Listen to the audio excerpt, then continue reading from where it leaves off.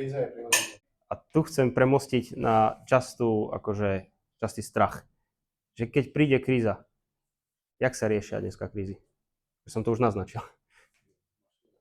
S čím? Na slučku? Áno. Od takých je dobre kupovať byty potom.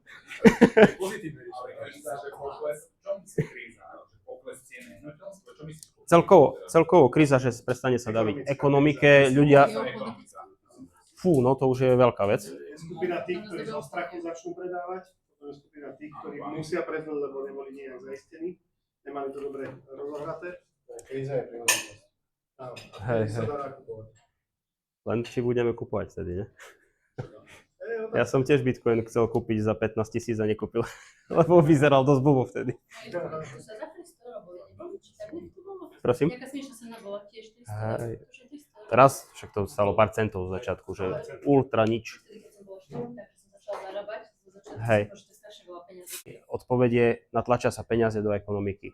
A tá nejakým spôsobom podrží práve tie lokality, kde sú strategické zamestnanosti, strategické fabriky, strategické firmy. Preto krajské mesta minimálne. Fajn. Zatiaľ jasné, čo sa týka z pohľadu trhu?